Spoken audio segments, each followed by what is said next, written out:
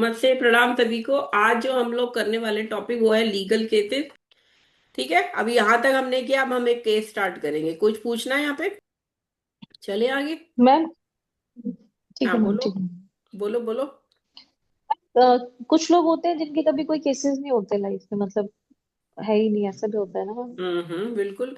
तो वो तो उनकी कैसे, उनकी कुंडली में योग ही नहीं बनेगा ना, फिर कोई योग नहीं होगा ना दशा ये, या जो माइनर क्राइसिस वाली दशा मैंने आपको बताया, जो ये वाला है यहाँ पे, ये जो है ना, इसका मतलब वो कुछ महीने की दशा तो आई थी कोर्ट केस की, लेकिन वो किसी तरह, जैसे कहते हैं ना, उसने पार्ट करा, रेमेडी करी, और वो मेंटल स्ट्रेस तो ले लिया बंदे ने। वो उसने, लेकिन और उसने थोड़ा बहुत पैसा भी दे दिया। कोर्ट में केस डलने से पहले उसने पैसे दे के सॉर्ट सॉर्ट आउट कर लिया, या आपको पता ही नहीं हम्म, चलने दिया घर में किसी को, चीजें सॉर्ट आउट कर दी।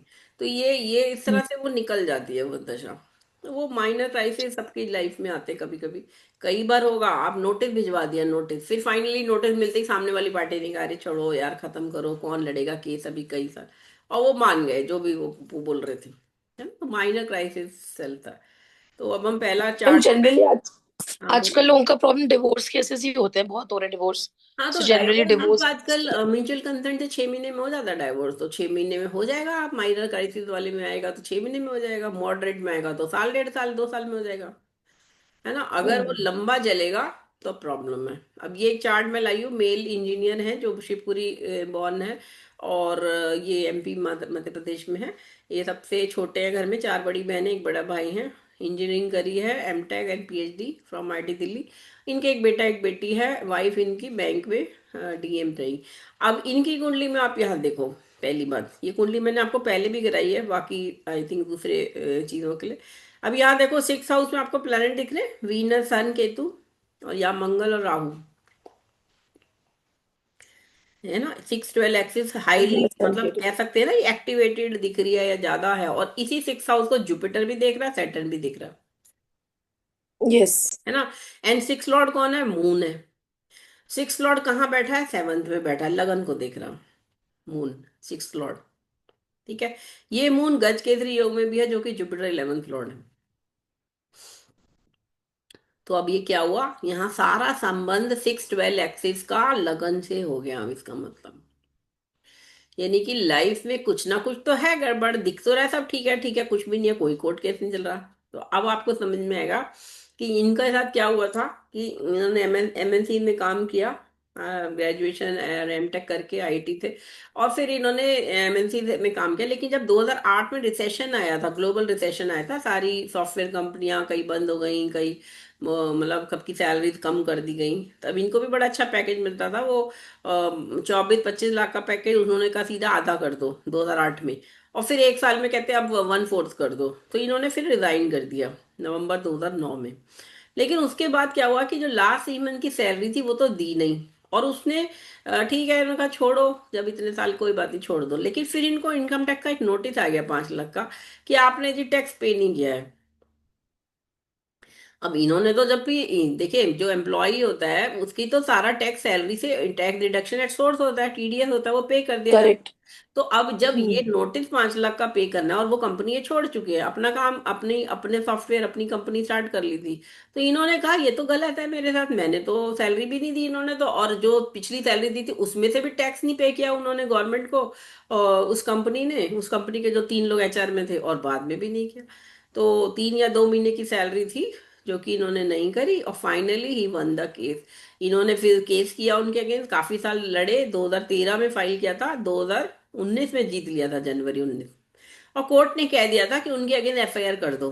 ठीक है, वो जो कंपनी थी और उनके लोग, जो लोग रिस्पॉन्सिबल थे। अब आप देखो उन लोगों ने क्या किया, कंपनी ने क्या किया, उन्होंने एफआईआर जो हुई थी उसको क्लोज करवा दिया, पैसे खिला दिए इंस्पेक्टर को और उसको, और कहा जी ये सब सॉर्ट आउट हो गया, क्योंकि गलती तो है लेकिन पैसे वैसे करके वो खत्म। तो इन्होंने फिर केस फाइल किया 2000, क्योंकि इनकम टैक्स का तो सॉर्ट आउट हुआ ही नहीं ना, इनकम टैक्स का कौन पे करेगा वो पैसा, वो जो अभी स्टे ले रखा था जब कोर्ट में केस हो जाता। तो अब फिर से 2022 में केस करा। फिर अब वो केस अभी तक चल रहा है, और अभी लास्ट डेट अभी हुई है 11 नवंबर को 2025 में। तो आप समझो 2013 से केस चल रहा है, 12 साल हो गए, for no fault of own. समझ रहे हो, यहाँ पे आपका फॉल्ट नहीं है, लेकिन because you are the man जिसकी सैलरी से डिडक्शंस कंपनी ने नहीं किया, तो इनके इनका वो इनकम टैक्स, क्योंकि उस कंपनी को पे, कंपनी ने इनकम टैक्स को नहीं किया, तो अब वो इनकम टैक्स जब तक पे नहीं हो जाएगा तब तक ये केस चलता रहेगा। तो अब ये हाई कोर्ट चले गए। अगर हाई कोर्ट में भी ये जीत गए तो फिर उसके बाद फिर वो तो कंपनी तो फिर सुप्रीम कोर्ट जाएगी। सुप्रीम कोर्ट से फाइनली जब जीतेंगे तब जाके ये केस खत्म होने के बनेंगे। हो सकता है अगर अभी पे कर दे तो ठीक है, फिर पहले भी हो सकता है। तो अब आप यहाँ से दशा पे आ जाओ। राहु मून की दशा में हुआ। आपको हमेशा ध्यान रखना है कौन सी दशा। तो आप यहाँ देख रहे हो राहु मून कौन सा लॉर्ड है यहाँ पे। मून यहाँ पे सिक्स लॉर्ड है। Six lord. तो सिक्स लॉर्ड की दशा hmm. Very vulnerable for doing any court case against you.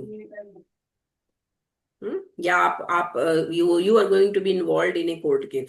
तो इन्होंने कोर्ट केस फाइल करा कि उस कंपनी पे हम्म। कि आपने टीडीएस क्यों नहीं पे किया, आप पे करो इनकम टैक्स को, मेरा तो टैक्स कट चुका है और इनफैक्ट आपने तो मेरी सैलरी भी नहीं दी है। तो ये दो केस चल रहे हैं। अगर मान लो उस समय का इनकी 10 लाख का जो 3 महीने की सैलरी बची, तो वो टैक्स तो देना ही देना है। अब अगर ये केस जीतेंगे तो आइडियली कंपनी को क्या करना होगा, एक तो उसको इनकम टैक्स को पे करना होगा जो भी टैक्स था, दूसरे इनकी सैलरी देनी होगी, और फिर जो इतने साल 12 साल केस लड़ा है तो जो वकील की फीस है और जो भी सब पैसा वेस्ट लगा उसका उसका कंपनसेशन देना पड़ेगा, खर्चा।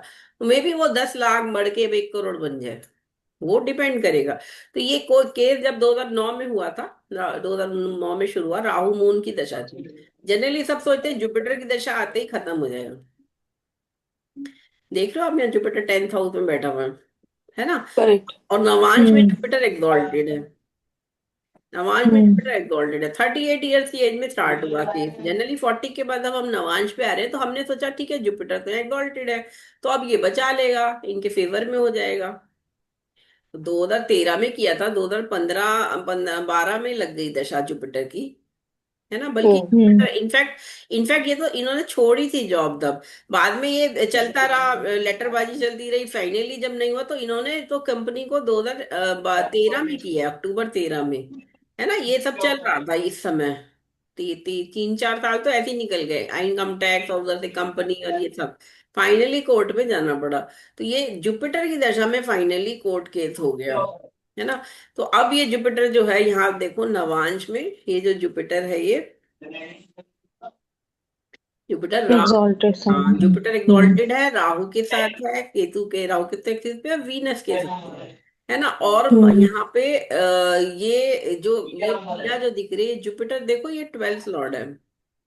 हम्म। 12th लॉर्ड भी 6 से 12 का संबंध जब भी दशा से आ जाएगा तब भी ये आपको तंग करेगा किसी ना किसी तरह के इन्वॉल्वमेंट में, क्योंकि ये जुपिटर 11th लॉर्ड होके सैटर्न को देख ही रहा है। सैटर्न 12th लॉर्ड है फिर से, D1 में भी दिख रहा है और यहाँ सैटर्न नीच का हो गया है ना। तो ये जुपिटर 12th, हम्म। तो यहाँ पे तो केस हो गया। अब ये चले जा रहे हैं, सारे अंतर निकल गए। लास्ट अंतर 25 सितंबर को लग गया है जुपिटर में राहु का। अब ये भी याद रखना, जब एक महादशा खत्म हो रही होती है, एक छिद्र दशा कहते हैं, जो लास्ट अंतर दशाएं होती है दो, जैसे जुपिटर मार्स छिद्र दशा कहलाएगी, और फिर जुपिटर राहु भी छिद्र दशा कहलाएगी, और फिर उसके बाद आ जाएगी शनि की दशा। ठीक है, तो सैटर्न सैटर्न की दशा जो होगी वो भी छिद्र दशा कहलाएगी। मतलब किसी भी महादशा की आखिरी की दो अंतरदशाएं और पहली दो अंतरदशाएं नेक्स्ट दशा की, वो छिद्र दशाएं कहलाती हैं। तो ये छिद्र दशाएं भी सक्षम होती हैं। लाइफ में बड़ा परिवर्तन तो आता ही है जब एक महादशा बदलती है। अब जो भी पूजा पाठ या जो भी रेमेडी या फाइट करना है वो सारा जुपिटर की दशा में कर लिया है। अब जुपिटर राहु आ गया है। ये राहु जो है ना, ये जुपिटर जो है राहु के फल दे रहा है, और राहु जो है वो जुपिटर के फल देगा। ठीक है। जनरली जनरली राहु क्या करता है, जिसके साथ बैठता है गुरु चंडाल योग बनाता है। गुरु चंडाल योग में जुपिटर की जो बेनिफिशियंस है वो राहु के मेलिफिशियंस में कन्वर्ट हो जाती है, लेकिन राहु को एक काम है कि वो उससे फिर बेनिफिक हो गया अब वो। तो अब ये अंतर जो लगा है जुपिटर राहु का 25 सितंबर से लगा है, इसके बाद 2025 में, है ना, इसमें चांसेस हैं कि ये केस जीत जाए।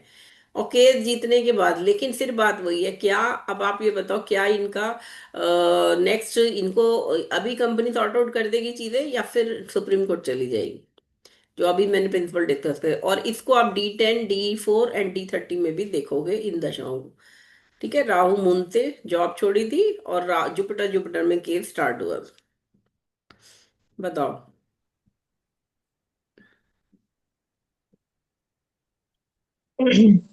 हम क्या हुआ बोलो। कुछ सोचो, दिमाग को लगाओगे तो कुछ क्लियर होगी चीजें। मैम इसमें भी मतलब D1 और D9 के अंदर जो शनि है वो सेम ही, वहाँ फोर्थ लॉर्ड है और वो थर्ड एस्पेक्ट कर रहा है सिक्स्थ हाउस को। हम्म। नहीं, और अभी मैम तो जुपिटर मतलब राहु चल जो रहा है, भी। जुपिटर राहु शुरू हो गई है दशा हाँ। 25 सितंबर से। हम्म। और एक डेट इस हाँ। महीने इनकी ऑलरेडी हो चुकी है 11 नवंबर को, और दूसरी डेट दिसंबर नवंबर लास्ट वीक में है। तो अब आप बताओ, 27 नवंबर की पड़ रही है date, next date high court में। जुपिटर राहु चल रहा है हाँ, अभी। Jupiter Rahu Rahu. Jupiter Rahu Rahu. In fact हाँ तो मैम हो सकता है अब उनको मिल जाए मैम, क्योंकि जुपिटर राहु राहु इसमें ट्वेल्थ, D1 में ट्वेल्थ लॉर्ड है और इसमें अच्छा, और D9 में एक और सेवंथ बात, लॉर्ड। अभी आपने ये दशा देखी, अब गोचर में भी समझ लो, यहाँ जुपिटर इस समय एग्जॉल्टेड है कर्क में, यहाँ पे है जुपिटर इस समय, ठीक है। हम्म। और जो शनि है हाँ वो मैम। मीन में है यहाँ पे, ठीक है। तो जुपिटर हम्म। क्योंकि यहाँ हम्म। पे, तो ये हाउस एक्टिवेटेड है, पहली बात, ठीक है। हाँ। और जुपिटर यहाँ यहाँ पे है, और अगर वक्री मतलब यहाँ पे, और शनि जो है वो यहाँ बैठा है। तो अगर शनि हम्म। वक्री है तो शनि यहाँ से देखेगा सिक्स लॉर्ड को, हम्म। हाँ हाँ। है ना। हाँ हाँ। तो ट्रांसिट में भी six house six Lord activated हो गए एक तरह से। हम्म। तो अल्टीमेटली तो ट्रांसिट तो और मैम डिलीवरी बॉय है ना, तो वो सिक्स दशा हाउस से का फल जुपिटर देगा। फिर अपनी। हाँ मैम जुपिटर भी एक्टिवेट कर रहे हैं यहाँ पे, सिक्स हाउस से हाँ फिफ्थ एस्पेक्ट हाँ करके। हाँ, बिल्कुल बिल्कुल। तो जुपिटर राहु की दशा, तो यहाँ जुपिटर फेवरेबल हो राहु, सकता है मैम। हाँ, तो ये जुपिटर राहु क्या लाइफ में चेंज ला रहा है, क्योंकि आने वाली शनि हम्म। की महादशा है, जो कि यहाँ फोर्थ हाउस में बैठा है। शनि षटबल में भी हम्म। अच्छा है, नीच का दिख रहा है यहाँ पे, लेकिन शनि से चतुर्थ में शिव जुपिटर एक्सॉल्टेड है। शनि को मंगल भी देख रहा है यहाँ से नाइन्थ हाउस से, ठीक है, हाँ। मंगल फोर्थ लॉर्ड हम्म। है। तो यहाँ पे भी ये सॉर्ट आउट होने के लिए, जब हमें केस खत्म होना है, तो मंगल जो है यहाँ 11th लॉर्ड है, गेन करा रहा है ना। और हम्म। मंगल से 11th में गया है। और मरकरी की स्थिति अगर हम यहाँ देखें, क्या मरकरी का कहीं से कोई संबंध आ रहा है इस दशा से जुपिटर राहु से, ये बताओ मुझे। अगर कोर्ट केस कंटिन्यू होना है तो सिक्स हाउस का रोल आएगा। अगर ये शनि में आ गया, जैसे राहु खत्म हो गई, शनि की महादशा शुरू हो गई, तब तो फिर से चांसेस है कि ये हम्म। हाई कोर्ट में, सुप्रीम कोर्ट में जाएंगे, क्योंकि मंगल हाँ। 11th लॉर्ड होके देखेगा शनि को। लेकिन अगर जुपिटर हम्म। राहु में ये निकल सकता है, खत्म हो सकता है मामला, अगर इसी एक साल 1.5 साल का जो पीरियड बचा है, बल्कि 2 साल बचे हैं, जुपिटर राहु तो 2 साल की दशा है, 25 सितंबर 2025 से हम्म। 2027 तक चलेगी, 2 ढाई साल की। अच्छा। हम्म। हम्म। तो यही है कि अब हो जाएगा तो अच्छा, नहीं तो फिर ये सुप्रीम कोर्ट अल्टीमेटली चाहे जीत जाएंगे, वो इशू नहीं है, लेकिन कितने साल टॉर्चर तो है ही, मेंटल टॉर्चर तो है कि जब भी डेट पड़ती है जाना पड़ता हम्म। है, पूरा दिन कोर्ट में लग जाता है। तो ये, मैम यहाँ पे जैसे हाँ D1 में जो गज केसरी होगी ये भी तो हेल्प करेगा ना थोड़ा सा मैम, हाँ, मतलब बिल्कुल बिल्कुल। मतलब चीजें हाँ, शॉर्ट डी हो। डी वन में है, और धन योग भी है, देखो मंगल देख ही रहे हैं हम, हम्म। चंद्रमा को, मंगल 11th लॉर्ड है, 7th लॉर्ड को। खैर ये को चार्ट लाइफ केस स्टडी है, तो यहाँ पे भी आप देखो। और D4 में देखो, आप D4 में जुपिटर यहाँ पे है, राहु हमारा थर्ड हाउस में है, और वीनस के साथ बैठा है, ये सिक्स सिक्स लॉर्ड के साथ। तो यहाँ पे फिर से ये दिखा रहा है थोड़ा सा, वैसे इसे जुपिटर देख रहा है, लेकिन ये जुपिटर भी यहाँ 8th एंड 11th लॉर्ड है। तो ये जुपिटर राहु की दशा क्या इनको सुख दे रही है, ये बताओ मुझे, इससे देख के क्या लग रहा है आपको। जुपिटर राहु। हम्म। चारू आप बताओ। एक मैम सेकंड। जो मतलब जुपिटर राहु की, देखो वैसे तो 11th लॉर्ड है तो सुख तो देगी ही, हम्म लेकिन जब अष्टम अष्टम का भी रोल वो प्ले करेगा, तो हम्म कुछ सडन सडन ये तो दिखाएगा।